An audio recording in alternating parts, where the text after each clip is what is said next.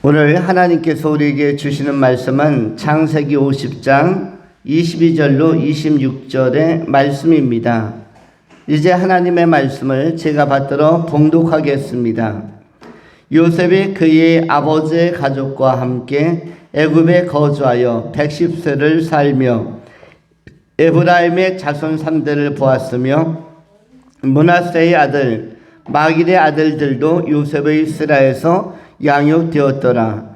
요셉이 그의 형제들에게 이르되 나는 죽을 것이나 하나님이 당신들을 돌보시고 당신들을 이 땅에서 인도하여 내사 아브라함과 이삭과 야곱에게 맹세하신 땅에 이르게 하시리라 하고, 요셉이 또 이스라엘 자손에게 맹세시켜 이르기를 하나님이 반드시 당신들을 돌보시리니 당신들은 여기서 내 해골을 메고 올라가겠다 하라 하였더라.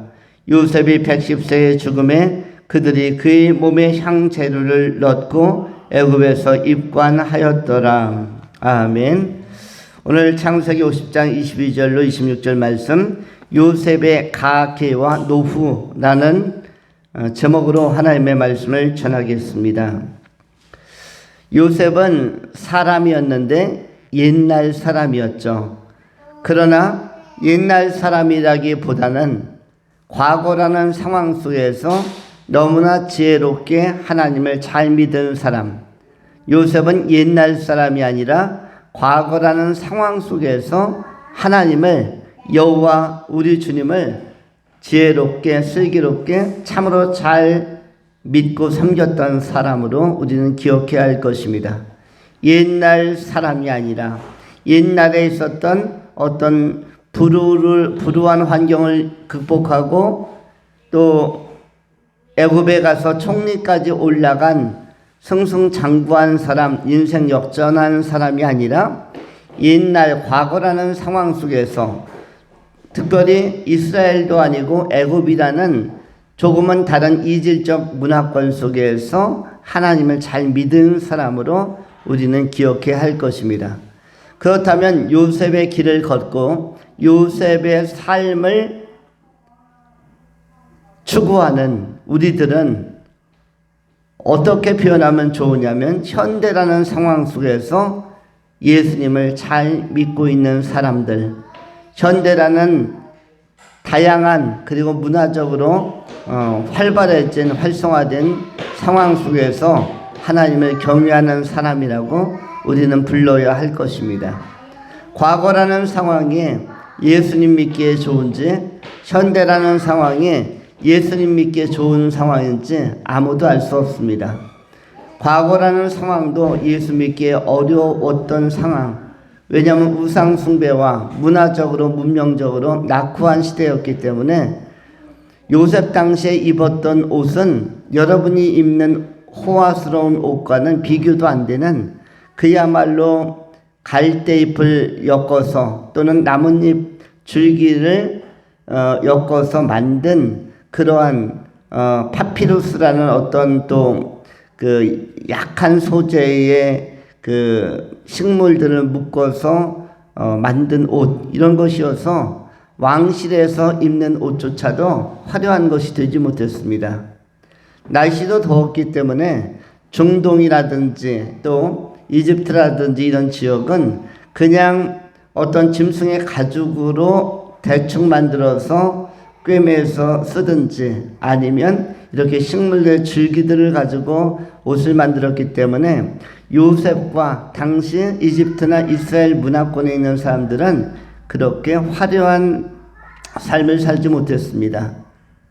우리가 세련된 여러 의식주 문화, 또 우리가 활발해진 어떤 그 여러 삶의 영역들, 주거 문화, 또 주방 문화, 화장실 문화, 식탁 문화 다 첨단적으로 좋은 시대에 살았죠. 그러나 요셉은 총리였지만 문화적으로는 낙후한 4,000년 전에 우리나라로 치면 단군 조선의 시대에 살았던 사람입니다.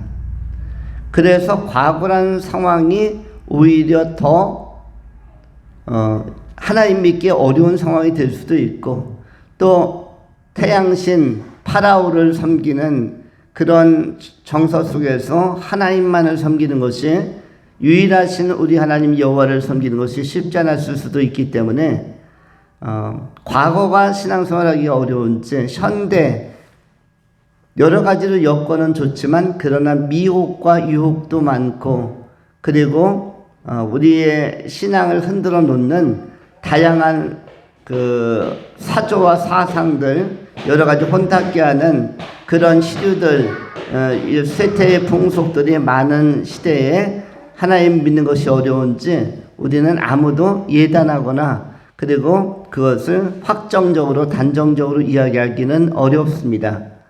우리가 이야기할 수 있는 것은, 정확한 표현은 과거적 상황 속에서 예수 잘 믿고 하나님 잘 믿는 사람들과 현대적 상황 속에서 예수 잘 믿고 하나님 경외하는 사람들, 이렇게 나눌 뿐입니다. 앞으로 미래의 사회는 우리가 믿는 하나님, 우리가 믿는 예수님, 우리가 믿는 신앙의 상태보다 더 신앙생활하기가 척박한 미래적 상황이 될 수도 있습니다. 신앙생활을 하면은 핍박을 받을 수도 있고 미움을 받을 수도 있으며, 신앙생활을 하는 것이 인정받는 것이 아니라 따돌림을 받는 상황으로 나타날 수도 있기 때문에, 그렇기 때문에 미래의 하나님 믿는 사람들은 어떻게 표현하면 좋을까요? 미래적 상황 속에서 하나님을 경외하는 사람들, 미래적 상황 속에서 예수 잘 믿는 사람들, 우리는 이렇게 규정하고 정의하고 또 그렇게 분류할 수 있을 것입니다. 요셉, 창세기 50장은 요셉의 삶도 마무리 단계로 들어가는 그러한 여러 모습들을, 여러 형편들을 잘 소개하고 있습니다. 요셉, 많은 교훈과 도전을 주었지만은 그는 성품적으로도 뛰어나고 인성적으로도 영성적으로도 탁월한 사람이었지만, 그러나 어쨌든 과거적 상황 속에서 하나님을 절정으로 제대로 믿은 사람이었음을 귀감으로 모범으로 삼는 것입니다. 오늘 우리는 그러한 맥락에서, 그러한 토대 위에서 두 가지로 이 말씀을 정돈합니다. 첫 번째, 요셉의 삶과 여정. 두 번째, 하나님의 인도와 보호. 이렇게 크게 두 가지로 요셉의 삶과 여정이라는 한 제목과 또 한 가지 소제목, 두 번째로 하나님의 인도와 보호라는 차원에서 오늘 창세기 50장 마지막 본문을 다루고자 합니다. 먼저 생각하는 것은 요셉의 삶과 여정에 관한 것입니다. 사람들은 두 가지가 있는데, 지상 낙원을 살려고 하는 사람과 지상 동행을 경험하려고 하는 사람들, 지상 낙원과 지상 동행의 두 가지 차원 중에 하나를 우리가 중요한 목표로, 중요한 삶의 방법론으로 선택해서 살아갑니다. 첫 번째는 지상 낙원에 관한 것입니다. 지상 낙원은 꿈꾸는 것이 되면 안 되고, 지상 낙원은 경험하는 것이 되어야만 합니다. 사람들은 지상 낙원을 꿈꾸고 지상의 이상향을 건설하고 유토피아를 지상에 만들려고 합니다. 지상에서 그야말로 더할 나위 없이 좋은 그런 문화적 여건, 그리고 어떤 주택적 여건, 건축적, 미학적 여건, 굉장히 좋은 것들을 그야말로 드림랜드, 꿈꾸는 도시, 꿈꾸는 땅, 꿈꾸는 자의 땅을 이 땅 속에서 구현해 보려고 합니다. 그런데 지상 낙원은 이 땅에서 구현되는 것이 아닙니다. 최소한 지상에서는 그냥 사는 것이지, 지상에서는 삶이 있는 것이지 낙원이 있는 것이 아닌 것입니다. 낙원은 천국에만 있습니다. 항상 즐겁고 항상 행복하며 항상 충만하고 항상 만족하고 항상 해피한 것은 천국에서 이루어지는 것이지, 지상이라는 단어와 낙원이라는 단어는 어울리지 않고 호응되지 않는 것입니다. 그런데 사람들은 은연중에, 무의식 중에 지상 낙원을 모토로, 지상 낙원을 전제로 인생을 살아가려고 합니다. 그래서 보다 아름답게, 보다 넓게, 보다 화려하게, 인테리어도 최고급으로 거의 왕실, 왕궁을 그야말로 방불할 정도로 그렇게 최고 수준으로 해야만 만족감을 갖기도 합니다. 그런데 이 지상 낙원이라는 것은 실제적으로는 현실성이 없는 것입니다. 지상에서는 낙원이 이루어질 수 없습니다. 지상에서 낙원이 이루어지려면 환경적으로 좋아지기 전에 우리의 마음이 최소한 요셉 같은 마음, 요셉 같은 인성, 요셉 같은 심성, 매우 깨끗하고 단아하고 청결하고 거룩하고 경건하고 이 정도의 내면 세계를 갖지 않으면 지상 낙원은 지상에서 낙원은 이루어지지 않습니다. 지상에서 다만 드넓은 아성이라는 것은 무엇이죠? 자기가 갇혀있는 성, 문화적 환경에 또 여러 가지 의식주라는 좋은 여건에 갇혀있는 내 존재를 만드는 여건을 만들 수 있는 것이지만 그러나 낙원은 만들 수 없는 것입니다. 지상은 낙원을 만드는 것이 아니라 지상 낙원은 경험하는 것입니다. 좋은 것을 그냥 경험하는 것이에요. 좋은 것, 좋은 집에도 살아보고 좋은 곳에도 가보고 탐험도 해보고 좋은 곳에 가서 수련회도 해보고 여행도 해보고 좋은 옷도 입어보고 또는 쇼핑으로 구경도 해보고 아이쇼핑이라고 하나요? 눈으로 그냥 이렇게 스킵하면서 지나가면서 잠시 보는 것, 좋은 경관도 그 예쁜 산이나 나무 자체를 통째의식으로 들고 오는 게 아니라 그냥 좋은 폭포면 폭포, 훌륭한 경관이면 경관, 경치면 경치를 보고 지나가는 것입니다. 지상 낙원이라는 것은 소유하거나 이것은 우리가 가지려고 하는 대상이 되어서는 안 되고 지상 낙원은 경험하는 것입니다. 짜릿한 순간, 상큼한 순간, 아름다운 순간, 멋진 순간, 황홀한 순간은 경험하는 것입니다. 경험하고 지나가는 것이죠. 그래서 어떻게 보면 우리는 영적인 그 순례자, 필그림과 같아야 되는데 보통 이제 필그림을 갖다가 두 가지로 분류해서 이야기를 하죠. 하나는 개척자이죠. 개척자. 이른바 프론티어라는 것. 우리가 프론티어 정신이라고 하죠. 뉴 프론티어. 새로운 개척 정신, 도전 정신.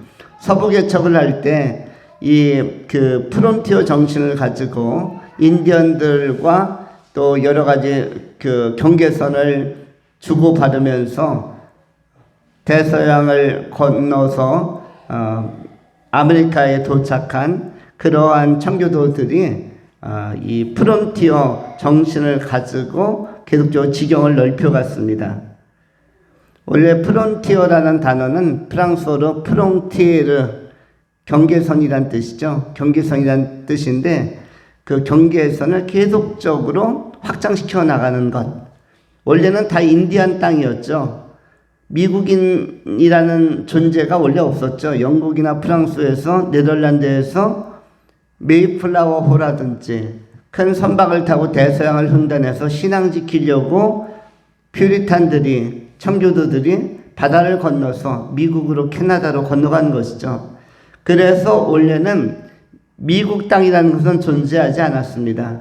그런데 개척자의 정신, 프론티어의 정신을 가지고 이른바 경계선 프롱티에르, 프랑스어로 프롱티에르 경계선을 계속적으로 확장하고 넓혀가고 이른바 지경을 넓히면서 미국이라는 새로운 아메리카라는 이 신국가를 형성하게 된 것입니다.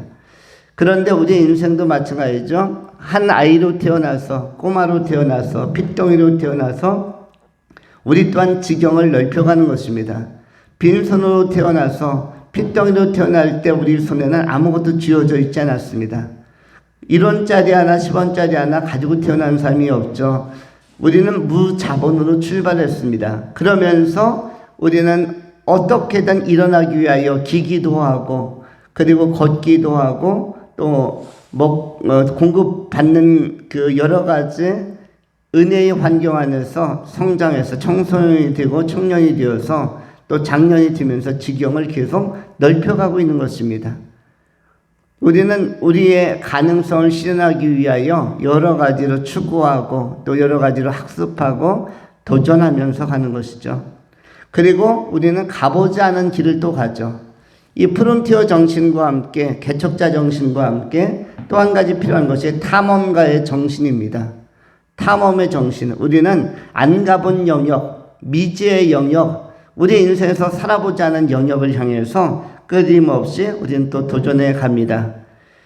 이른바 프론티어 정신과 함께 두 가지의 인생에 있어서 중요한 개념인 엑스플로레이션, 개척 정신, 아까 그 프론티어 정신, 개척 정신과 또 엑스플로레이션, 탐험 정신, 탐험가의 정신을 가지고 계속 탐구하고 학문적으로도 탐구하고 그리고 또 우리의 그 전문성의 영역도 계속 탐구하고 탐사하고 또 인생의 심오한 부분까지 또 심지어는 영적인 부분까지 우리는 탐구하고 탐험하면서 이전에 성경이 무엇인지 몰랐던 우리가 성경을 탐색하고 탐구하며 하나님의 영역, 신의 영역이 무엇인지 하나님의 나라가 무엇인지를 잘 몰랐던 우리가 그 나라를 추구하기도 하고 우리는 끊임없이 또는 탐험가의 정신을 가지고 탐사하면서 인생을 또 살아갑니다. 이런 프론티어 정신과 탐험가의 정신, 개척자의 정신과 탐험의 정신을 가지고 때로는 좋은 것을 탐험하기도 하고 또 좋은 것을 탐구하기도 하고 그것이 각자에게 전문의 영역을 만들죠. 어떤 사람은 요리가로서 자기가 상상지 못했던 지경까지 가보기도 하고 어떤 사람은 예술가로 그야말로 그 색칠밖에 못했던 사람이 좋은 작품을 만들어내기도 하고 또 어떤 사람은 음악가로 오페라를 작곡하기도 하고 또 어떤 사람은 스포츠인으로서 옛날엔 기어다니던 사람이 이제는 그야말로 총알처럼 스피드를 가지고 여러 가지 기량을 발휘할 수도 있고 또 옛날에는 목소리 우렁찬 것 외에 잘할 것이 없었는데 어떤 사람은 아나운서로 어떤 사람은 정치가로 어떤 사람은 강의하는 강연가로 어떤 사람은 학자로 다양한 분야에서 우리는 활동할 수 있는 이런 탐험과 탐색의 영역 속에서 계속 지경을 넓혀가는 존재인 것입니다. 그런 과정에서 좋은 것도 있고 정말 낙원이 아닐까 방불할 만한 참 좋은 것들을 뭐뭐하기도 하고 경험하기도 하고 그러나 뭐뭐하는 것은 아닌 소유하는 것은 아닌 지상 낙원을 경험하는 자이지 소유하는 자가 아닌 존재로서 살아가는 사람들을 그리스도인이라고 이야기하는 것입니다. 이런 그리스도인들은 지상 낙원을 추구하지 않고 지상 동행, 지상에서 누구와의 동행? 하나님과의 동행을 시도하는 것입니다. 하나님과의 동행을 추구하는 것입니다. 그 하나님과의 동행을 추구했던 멋진 믿음의 선배들 중에서 노아라는 사람이 있었고 에녹이라는 사람도 있었고 아브라함이라는 사람도 있었고 이삭이라는 사람도 있었고 야곱이라는 사람도 있었으며 오늘 본문에서 요셉이라는 사람까지 나타나고 있는 것입니다. 지상에서 하나님과 동행한 사람, 지상 낙원을 꿈꾸는 사람이면 이 땅을 떠나지 않으려고 합니다. 그러나 오늘 본문에 나오는 요셉도 24절에는 어떤 표현이 있는가 하면은 요셉이 그의 형제들에게 이르되 나는 죽을 것이나 하나님이 당신들을 돌보시고 나는 죽을 것이나 이렇게 선언을 합니다. 그리고 22절에 요셉의 나이는 110세였다라고 이야기를 합니다. 그리고 24절에서는 죽을 것이나 라는 표현이 나오는데 요셉은 자기의 한계를 인정한 사람이었습니다. 많은 사람들은 어느 정도 잘 살고 어느 정도 건강하고 그러면은 마치 영원히 죽지 아니할 것처럼 산삼이라도 보약이라도 녹용이라도 매일매일 그야말로 섭취하면서 그리고 좋다는 모든 약재는 다 갖다 먹으면서 옛날에 진시황이라는 사람이 불로초를 찾아서 우리 한국에까지 왔다고 이야기를 하죠. 그 불로초를 구하기 위하여 영원히 늙지 않고 영원히 죽지 하지 않는 약초, 그 풀이 한반도에 있다는 사실을 어떻게 제보받고 그러한 약재를 찾기 위하여 한국까지 사신들을 보내고 이런 노력을 했다고 합니다. 그런 것이 인간의 보편적인 인지상정이죠. 죽지 않으려고 아둥바둥하는 것. 이렇게 좋은 것이 있고 이렇게 화려한 것이 있고 이렇게 낙원을 방불하게 하는 멋진 것이 있는데 어찌 내가 이 지상을 떠날 수 있겠는가. 많은 사람들은 그래서 영원히 살고자 하는, 그리고 이 땅에서 가능하면 오래 살고자 하는 그런 희구와 희망을 내재적으로, 잠재적으로, 잠복적으로 다 가지고 있습니다. 그런데 요셉은 그러한 모습이 아닙니다.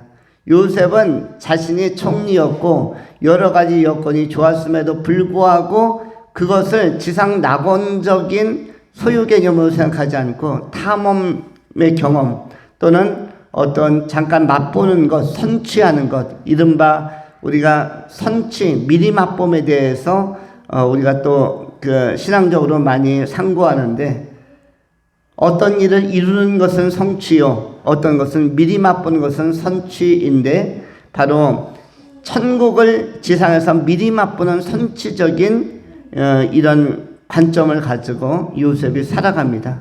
미리 맛본 천국, 그 나라를 바라보면서 가는 이 땅에 거하는 요셉은 미련이 없었습니다. 더 좋은 나라를 미리 맛보았고 하나님 계신 영광의 나라를 믿음의 시각으로 미리 맛보고 바라보았기 때문에 지상의 애굽이 아무리 좋은 것에 집착하지 않았고, 또 자신이 불로장생하는 삶이 아니라 자기는 한 인간이요, 그리고 110세의 연수까지 살아냈으므로 크게 인생에서 아쉬움이 없는, 이제 인생의 경험을 어느 정도 마치고 저 하나님의 나라로 가기까지, 끝까지 하나님과 동행하기를 다짐한 사람이었음을 보여주고 있습니다.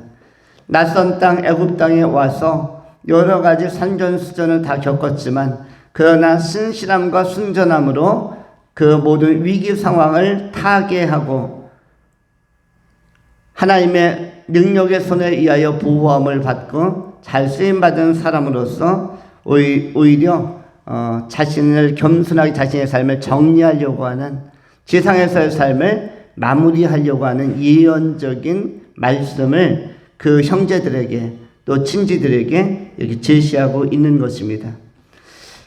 요셉이 마지막까지 하나님과 동행하는 사람으로서의 모습을 보여주는데, 지상은 낙원적 개념이 아니라 지상은 동행적 개념이다.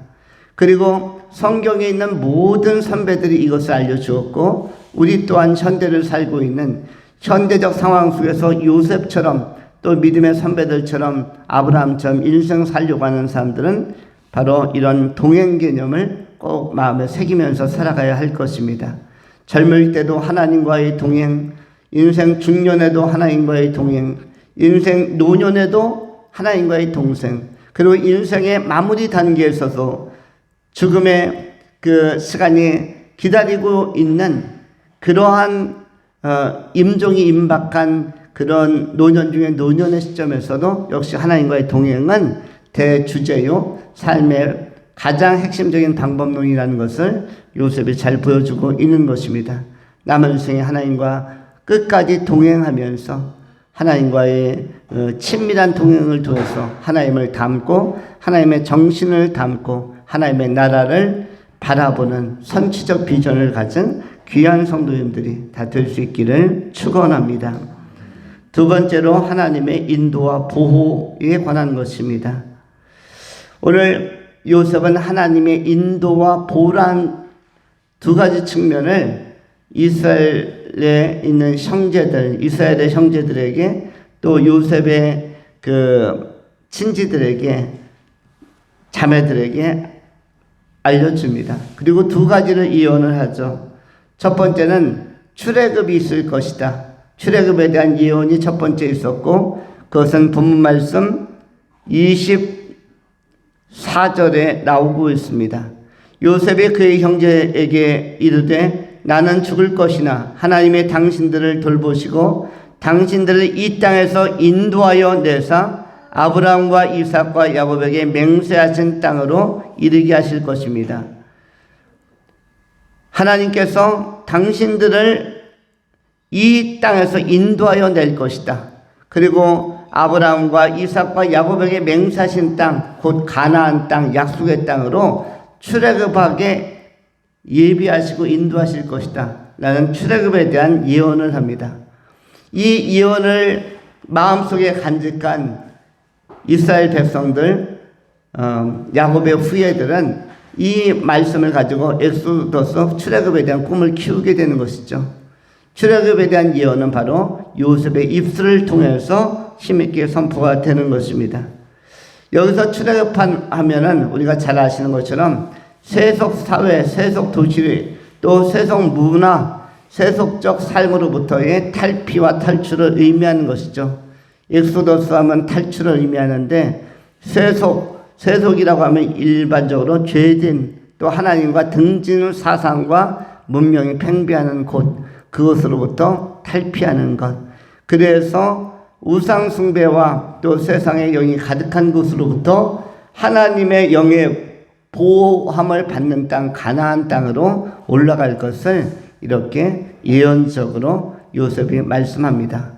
너희가 영원히 이 애굽에 살 것이 아니라 이질적인 땅, 이질적인 문화, 이질적인 종교권에서 너와 너희의 후예들이, 너희의 자손들이 살게 된다면 오히려 이집트의 문명 안에, 종교 안에 종속이 되고 말 것이다. 그들의 종이 되고 말 것이다. 실제로 출애굽기 1장을 보면 400년 동안 애굽 땅에 있었던 이 이스라엘의 후예들, 야곱의 후예들은 그야말로 종 수준에서 람셋에서 굉장히 고전하면서 삶을 어렵게 풀어갑니다. 신음하는 소리가 온 땅에 아주 가득할 만큼 굉장히 상당히 어렵게 그들이 자리하는 것을 봅니다. 북고성 비동과 람셋의 그 지역에서 일하면서 엄청나게 노예로서 종으로서 살게 되어지죠. 세상적인 것은 아무리 좋아도 처음에 좋지만 거기에 오래 머물면 썩어버리고 오히려 그것에 사로잡히게 됩니다. 대표적인 것이 꿀단지를 노리는 파리를 보면 알 수가 있습니다.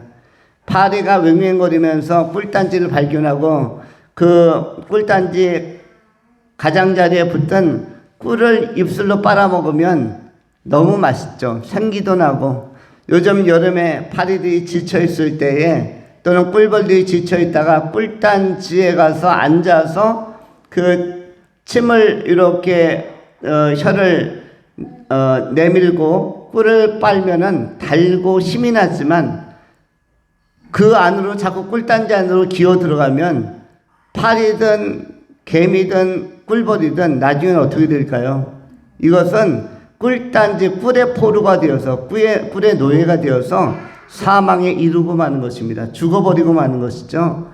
마찬가지로 세상은 꿀처럼 매력적이고 맛있고 달콤하고 그야말로 여기가 낙원이 아닐까 하는 환희와 그 환상적인 느낌을 주기도 합니다.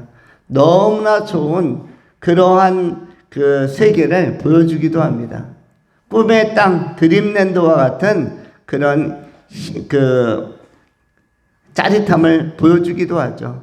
그런데 그쪽으로 계속 이 세상으로 빨려 들어가게 되어지면 결국은 꿀단지에 빠진 어떤 파리처럼 벌처럼 개미처럼 죽어버리고 마는 것입니다.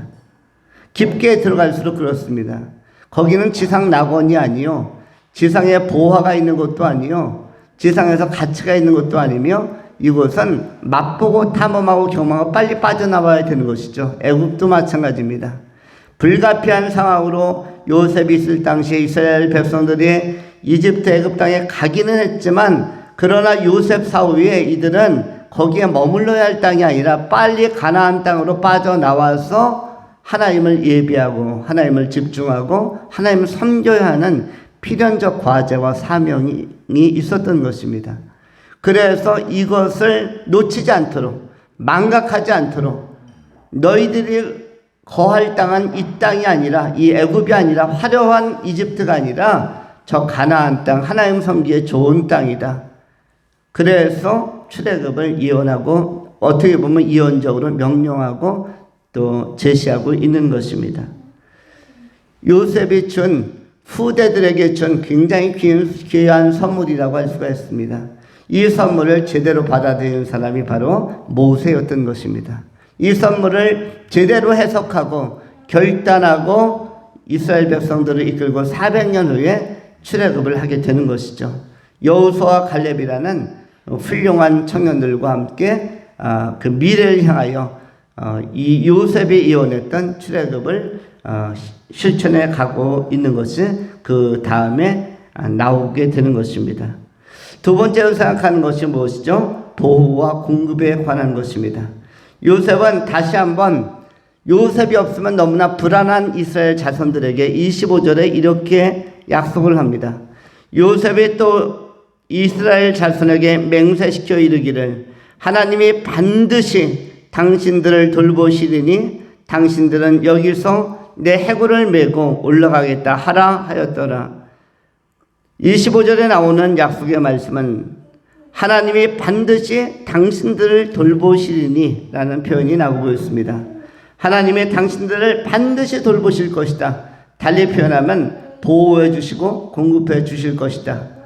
요셉이 없는 상태 속에서 이 애굽 땅에 와 있는 이스라엘 사람들은, 유대인들은 굉장히 바로의 심한 공격을 받을 수도 있고, 또 50년, 100년 바로도 죽고 요셉도 다 죽은 상태 속에서 이들이 자리할 수 있는 영역이나 여지는 너무 협소해지기 때문에, 그들의 위상과 위치는 흔들릴 것이기 때문에, 그렇기 때문에 그들이 언제 노예가 될지, 언제 죽음을 당할지 알 수가 없는 것입니다.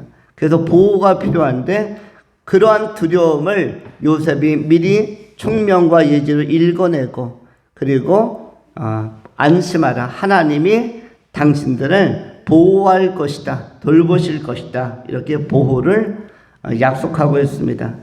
보호하면 그런 것이죠. 어떤 공격으로부터, 애굽의 왕의 공격이나 어떤 위해로부터, 이른바 프로텍션이라는 거 한 거죠.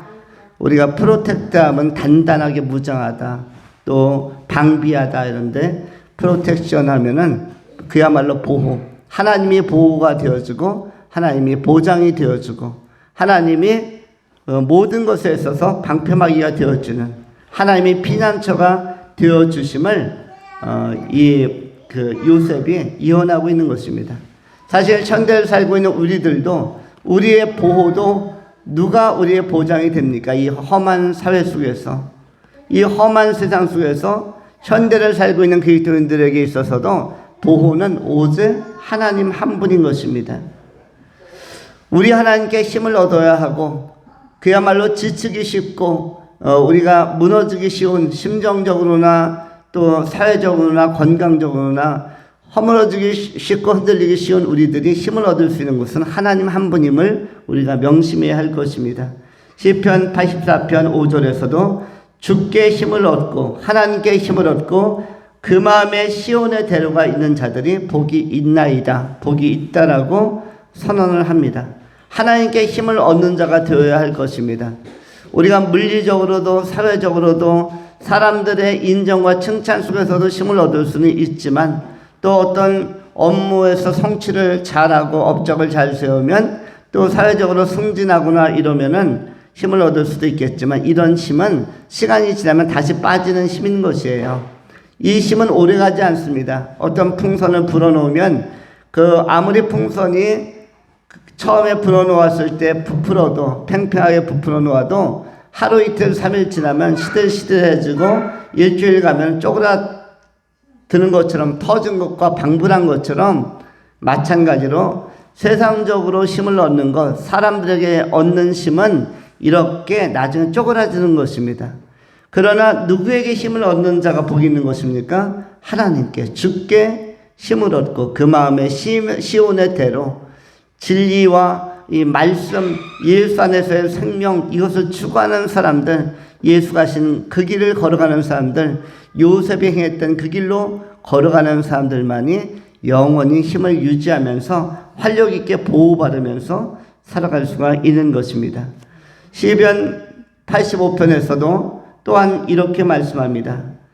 진실로 그의 구원이 그를 경외하는 자에게 가까우니 영광이 우리 땅에 머무리이다. 하나님의 구원은 누구에게 있는가? 하나님을 경외하는 자, 그의 구원이 그를 경외하는 자에게 가까우니, 하나님의 구원은 하나님을 경외하고 사모하고 하나님과 동행하는 자에게 진실로 가깝다라고 말씀합니다.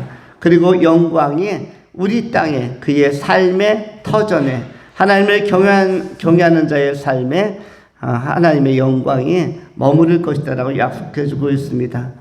또한 시편 85편 12절에서는 여호와께서 좋은 것을 주시리니 우리 땅에 그 산물을 내리로다. 의가 주의 앞에 앞서가며 주의 길을 닦으리로다. 여호와께서 좋은 것을 주신다고 말씀합니다. 달리 표현하면 공급, 주님께서 우리를 공급하신다. 우리에게 가장 좋은 것들을 공급하시고 우리의 가이드가 되어주시고 우리의 인도자가 되어주셔서 우리에게 선한 것들 다 필요를 다 채워주실 것이다 약속하고 있는 것입니다. 보호와 공급은 현대를 사는 우리들, 현대의 하나님과 동행하는 우리들에게도 역시 중요한 약속이 되는 것입니다.